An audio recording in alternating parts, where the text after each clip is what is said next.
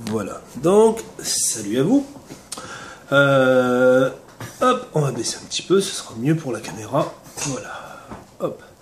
Donc voilà, je tenais à faire cette petite vidéo parce que j'ai un petit souci avec certaines pratiques qui sont faites dans les boutiques. Donc en fait, c'est aussi la vidéo de Michael Hamoudi qui m'a fait un peu réagir. Grosso modo, il explique qu'il faut s'intéresser un petit peu plus aux fumeurs, hein, un petit peu plus aux primo-vapoteurs, donc aux fumeurs en devenir, aux vapoteurs en devenir plutôt. Privilégier les hauts dosages, privilégier la formation continue. Il faut toujours fouiner, il faut toujours se renseigner, toujours être à l'affût de nouvelles concernant que ce soit la santé, le matériel. Enfin bref, il faut se former. Je disais déjà avant, alléluia, hein, merci Michael hein, d'avoir fait cette vidéo, c'est juste fabuleux. Enfin, Vapi vient de te toucher par sa grâce. Mais plus sérieusement, je disais avant qu'il y avait à peu près 50% des vendeurs en France qui étaient incompétents. Je suis monté à 75% et maintenant j'avoue que je crois que je suis en dessous encore de la vérité. On peut être plein de bonne volonté, n'empêche qu'on peut être incompétent. Donc, le souci que j'ai eu, c'est par exemple hein, à propos de la refill station. Voilà. Donc maintenant on y est. Cette fameuse refill station qui est somme toute très bien fabriquée par... on sait par qui c'est fabriqué. Je ne mets pas en cause hein, cette refill station. Et le souci, c'est que j'ai eu de plus en plus ces temps-ci de clients qui revenaient avec des flacons refill censés être dosés à 12 mg et qui étaient un petit peu trop légers. Plus précisément, une cliente hier que j'ai moi-même, malheureusement c'est ça le souci, c'est que je l'ai moi-même recommandé d'aller dans la boutique qui vendait un certain liquide. Toujours, hein, le rebelle de Roykin, autant faire.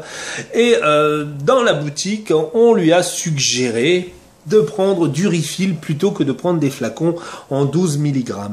Et qu'est-ce qu'on a fait? On lui a mis 50 ml de rebelle en zéro et on y a ajouté 3 boosters. Faites le calcul. C'est sûr, on est loin des 12 mg. On est à 7,5. Donc cette fameuse cliente est arrivée parce qu'elle trouvait un problème. Moi j'ai simplement mis dans la main, je l'ai goûté. Non, c'est pas du 12. C'est pas très difficile à s'en rendre compte de toute façon. C'est juste une histoire de calcul. Hein. Enfin ça on en parlera tout à l'heure. Donc cette dame, pendant que qu'elle était dans ma boutique, a téléphoné justement à ce fameux vendeur. Elle me l'a passé. Bon bah. Je lui ai simplement demandé combien il avait mis de booster à l'intérieur pour lui expliquer qu'il s'était carrément vautré. Hein. C'était une vendeuse. Je mets pas, enfin si, mais je mets pas vraiment ses compétences en cause. N'empêche que faut pas laisser son cerveau à l'entrée du magasin si vous préférez. Hein. C'est là où je vais en venir. C'est parce qu'en fait, on a un tableau de conversion du fabricant hein, qui explique comment faire le jus. Alors, si on lit, moi je l'ai lu assez rapidement, hein, je l'ai parcouru, et puis je me suis rendu compte que, en gros, ici, c'est la quantité de liquide finale. Ici, si je ne me trompe pas, c'est la quantité, c'est le taux de nicotine désiré. Le liquide en zéro nicotine, auquel on va ajouter sur sur l'avant-dernière colonne, la quantité de booster. Alors, vous avez la recette pour faire du 100 ml ou pour faire du 50 ml. Donc ça, c'est pas très compliqué. Maintenant, si on veut faire 60, 70, 80, on fait la règle de 3. C'est pas très difficile. C'est de l'arithmétique. De la simple arithmétique. Hein. Vous donnez ce problème à un enfant qui est en 4e ou en 3e, voire même peut-être avant, il va vous trouver les résultats. Hein. C'est pas très difficile. Sauf que là, on se retrouve sur des mélanges fabuleux. On se retrouve sur des dosages qui ne dépassent pas les 7,5, 8, tout simplement. J'ai interrogé quand même quelques boutiques, enfin quelques amis qui ont des boutiques avec la refill. Ils l'utilisent très bien, hein. Ce truc-là, fait par le fabricant. C'est très précis, mais uniquement pour faire des mélanges en 100 ou en 50 millilitres.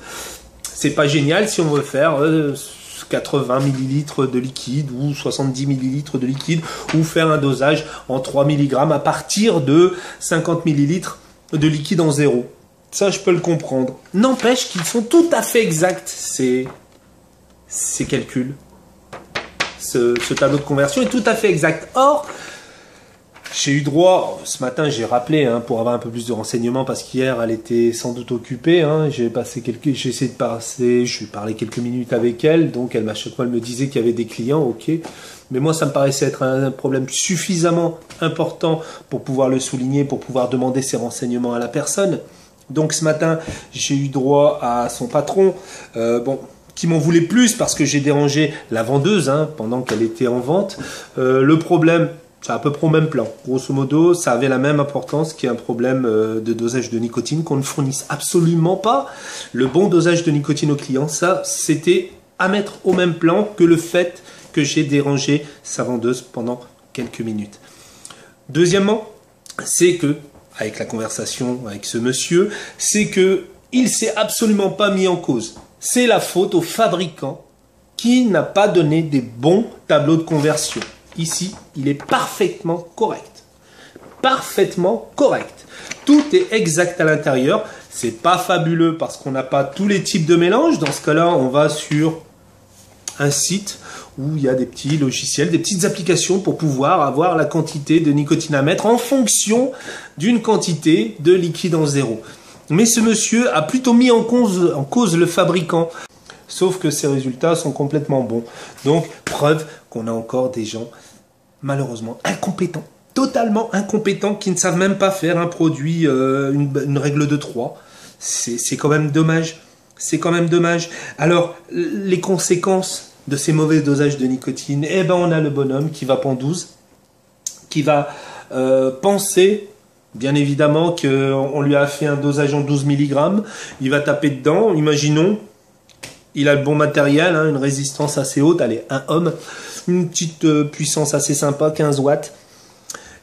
On met son 12, en fait du 7,5, donc il va se mettre à vaper, trop léger, il va augmenter les watts, forcément, c'est ce qu'on lui a dit, quand c'est trop léger, tu augmentes un petit peu les watts.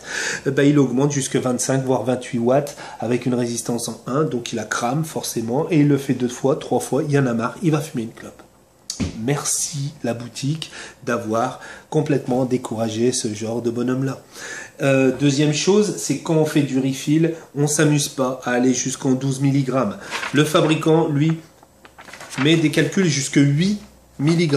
Même s'il est boosté en arôme, on va complètement le diluer. C'est totalement aberrant de faire une pratique pareille.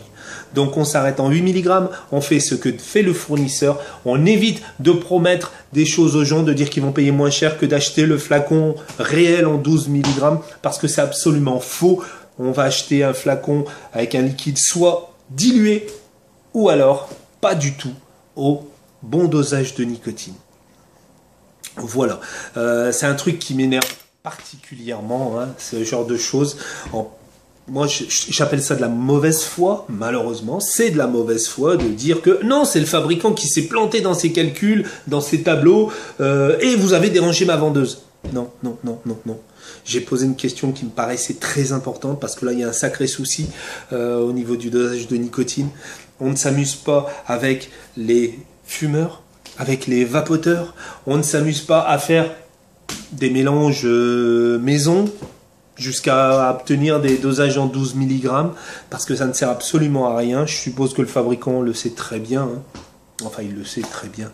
J'ose même pas imaginer qu'ils essayent de faire du 16 dans cette boutique. Mais voilà. Donc, incompétence totale de certains vendeurs, incompétence totale de certains supérieurs à ces vendeurs, malheureusement, et une mauvaise foi, je crois qu'on peut dire manifeste. Voilà.